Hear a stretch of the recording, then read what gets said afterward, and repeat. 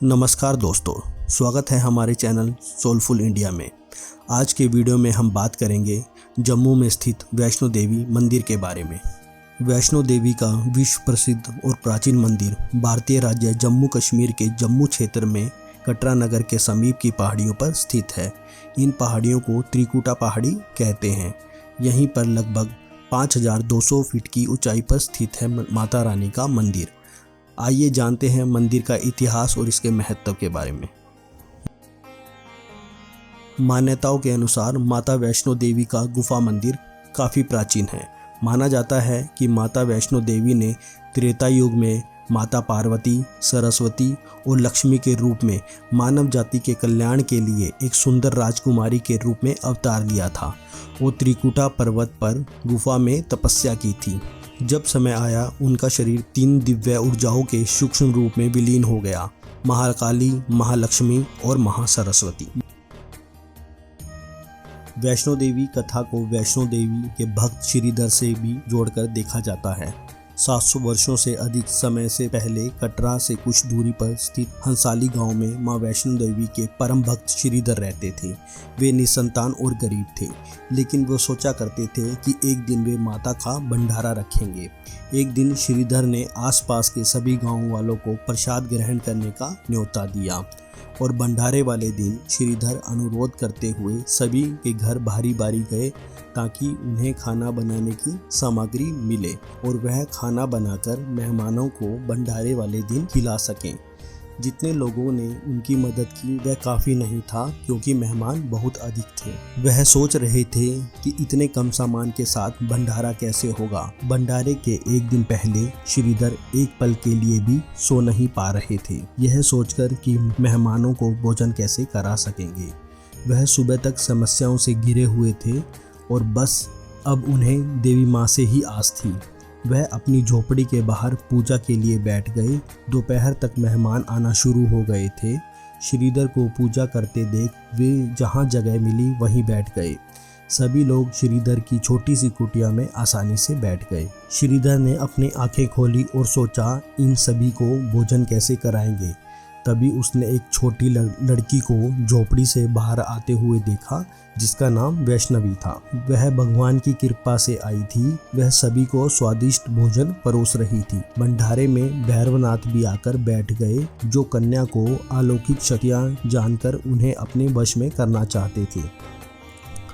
माता जब उन्हें भोजन परोसने लगी तो वे बोले, मैं यह नहीं खाऊंगा, मुझे मांस चाहिए।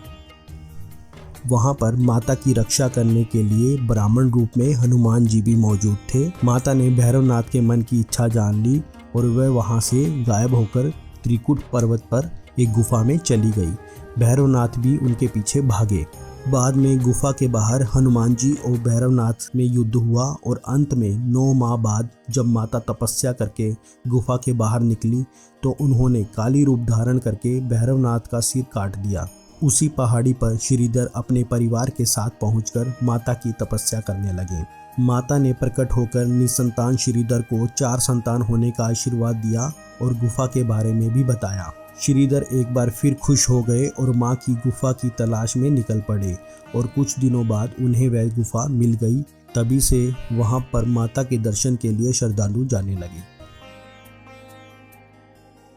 त्रिकुटा की पहाड़ियों पर स्थित एक गुफा में माता वैष्णो देवी की 3 मूर्तियां हैं। देवी काली दाईं तरफ, सरस्वती बाईं तरफ और लक्ष्मी मध्य पिंडी के रूप में गुफा में विराजित है। इन तीनों पिंडियों को माता वैष्णो देवी का रूप माना जाता है। इस स्थान को माता का भवन कहा जाता है। पवित्र गुफा की लंबाई 98 फीट है। इस गुफा में एक बड़ा चबूतरा बना हुआ है। इस चबूतरे पर माता का आसन है, जहां देवी त्रिकुटा अपनी माताओं के साथ विराजमान रहती है। इस पवित्र गुफा को अर्धकुंवारी के नाम से जाना जाता है। अर्धकुंवारी के पास ही माता की चरण पादुका भी है। यह वह स्थान है जहां माता ने भागते भागते मुड़कर भैरवनाथ को देखा था। कटरा में बाणगंगा नदी है। कहते हैं माता ने अपने दिव्य धनुष से एक तीर चलाया था, जिसके चलते यहाँ नदी निर्मित हुई। भवन वह स्थान है जहाँ माता ने भैरवनाथ का वध किया था। प्राचीन गुफा के समक्ष भैरव का शरीर मौजूद है और उसका सिर उड़कर 3 किलोमीटर दूर भैरव घाटी में चला गया और शरीर यहीं रह गया। जिस स्थान पर सिर गिरा आज उस स्थान को भैरवनाथ के मंदिर के नाम से जाना जाता है।